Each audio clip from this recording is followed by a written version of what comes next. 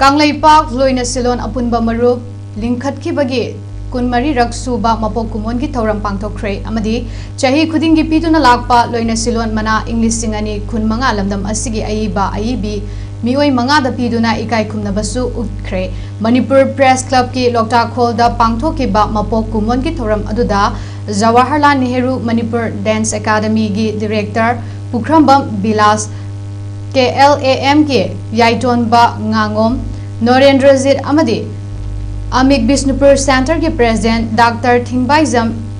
स्वारम कुमार ना थौरम अदुगी अथोइबा मिथुंगलेन थौरम मपु अमदी अखनबा लेंबिरकपा ओइनसु सरुक्याखी अमदी चाही खुदिंगी अमदी चाही अममम कानरगा पीदुना लाकपा लोइना सिलोन मना इंग्लिश ngani खुनमंगा की ओइना लमदम असिगी अईबा अईबी मिओई मंगा द पीदुना इकाई खुमनबसु उदखे थौरम अदुगा मरी लेनना JNMDA की डायरेक्टर पुखरबम बिलासना फोंदोरकपदा लमदम असिगी मियामना पामना येंगनरिबा ड्रामा सिंगना लमदम असिदा थोख्रबा थोरकदबा अमदी हौजिक हौजिक ओइरिबा कयाबु पांगथोक्तुना उतपदा नतना मियामदा कानरबा लौसिंग कया अमा पीदुना लाखली असिगुम्बा थौरम कया पांगथोक्नबा नौना मचिन तुंखलखलिबा अईबा सिंगदा थौना अमा सोइदना हाकनी हाइनसु फोंदोखि अखोई मणिपुरी साहित्य तौजरिबा अखोई आर्टिस्ट सिंग अदुगा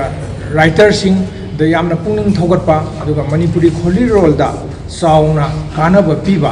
अदुगा अखोई ड्रामा हाइबा पोसक्सी आर्ट फॉर्म कयाना पुनसिल्लगा अखोई यामना फजरबा अदुगुम्बा ड्रामा मखल अमनी हाइरिबा ड्रामा असिना मणिपुर की समाज दा हौजिक हौजिक थोइबा लीला ड्रामा हौजिक हौजिक थोइबा अखोई क्राइसिस सिंग असिदा